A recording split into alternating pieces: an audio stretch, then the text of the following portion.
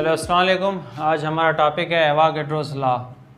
तो Avogadro's law कहता है, जैसे हमने पहले पिछले वीडियोज़ में पढ़े हैं, बॉयल्स लॉ और चार्ल्स लॉ, इसीलिए इस हिसाब से गैस लॉ का थर्ड लॉ जो एवोगाड्रोस लॉ जो कहता है कि the volume of a given mass of a gas is directly proportional to the number of molecule at constant temperature और प्रेशर। जैसे सिंपली इसकी रिप्रेजेंटेशन ये है कि वॉल्यूम जो होता है वो डायरेक्टली प्रोपोर्शनल होता है नंबर ऑफ मॉलिक्यूल्स के। जितना वॉल्यूम आपका डबल होगा, नंबर ऑफ मॉलिक्यूल्स आपके डबल होंगे। वॉल्यूम आपका 4 गुना बढ़ेगा, नंबर ऑफ मॉलिक्यूल्स 4 गुना कम बढ़ेंगे। वॉल्यूम आपका हाफ होगा तो नंबर ऑफ मॉलिक्यूल्स आपके हाफ होंगे। वॉल्यूम आपका 4 गुना कम होगा, नंबर ऑफ मॉलिक्यूल्स आपके 4 गुना कम होंगे। लेकिन देखा आपने, बॉयल्स लॉ में टेम्परेचर कांस्टेंट था, चार्ल्स लॉ में प्रेशर कांस्टेंट था, एवोगाड्रोस लॉ में दोनों कांस्टेंट हैं, टेम्परेचर और प्रेशर दोनों कांस्टेंट हैं, और रिलेशन वॉल्यूम और नंबर ऑफ मॉलिक्यूल्स के दरमियान है, ठीक है ना, नंबर ऑफ पार्टिकल्स के दरमियान है, डायरेक्टली प्रोपोर्शनल है। क्या है? डायरेक्टली प्रोपोर्शनल है। और यहाँ प्रेशर और टेम्परेचर दोनों कांस्टेंट है।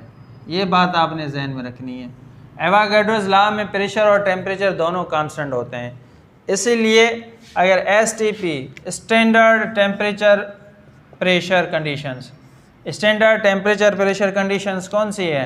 आपको पता है, temperature standard temperature pressure condition होती है 273 केल्विन, ठीक है, 273 केल्विन, या प्रेशर होता है आपका 1 atm या 760 टॉर।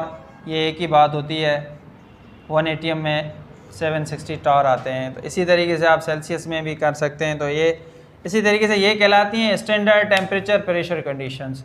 इन STP पे जो वॉल्यूम और नंबर ऑफ मॉलिक्यूल्स का रिलेशन है वो हमेशा डायरेक्टली है। तो इसलिए इसमें जो हमें ग्राफ मिलेगा वो भी हमें लीनियर ग्राफ मिलेगा, जिस तरीके से हमें चार्ल्स लॉ में मिलेगा। मतलब वॉल्यूम आपका 100 था, नंबर ऑफ मॉलिक्यूल 100 थे, ठीक है। मैं आपको इसकी ग्राफिकल रिप्रेजेंटेशन बता देता हूँ जो आपको आसानी से समझ में आ जाए। ये आपको समझ में आ गई डेफिनेशन में, इसमें कोई मुश्किल बात नहीं थी ना इसने लिखी है। आप जब ग्राफ उठाएंगे इसका वॉल्यूम का और नंबर ऑफ मॉलिक्यूल्स का, ये हम n लिख देते हैं, ये हम यहाँ n जो कि नंबर ऑफ मॉलिक्यूल को शो कर रहा है, यहाँ v, यहाँ 100 थे आपके, यहाँ 200 हैं, यहाँ 300 dm³, ये 400 dm³। ये मैं मिसाली तौर आपको समझा रहा हूँ। नंबर ऑफ़ 100 पे आपकी नंबर ऑफ़ मॉलिक्यूल्स की तादाद 100 थी, यहाँ 200 थी, यहाँ 300 थी, यहाँ ये 400 थी, ठीक है। अब आप देखें V1 पे आपकी जो वैल्यू थी 100 पे, उस वक्त आपके नंबर ऑफ़ मॉलिक्यूल्स थे फॉर एग्ज़ाम्पल 100।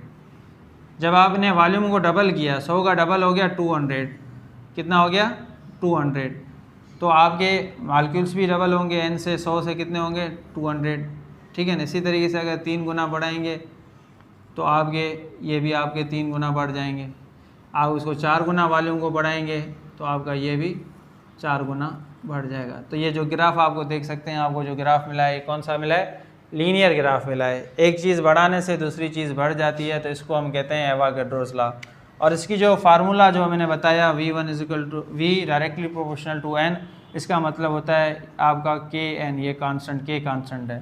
तो इस तरीके से आप अगर V1/n1 एक कांस्टेंट पे, V2/n2 पे, इस तरीके से आप नंबर ऑफ़, ये फाइनल फार्मूला है आपका एवोगाड्रोस लॉ का। और इसी तरीके से अगर आपको नंबर ऑफ़ मॉलिक्यूल्स मालूम करने हो तो आप आसानी से मालूम कर सकते हैं।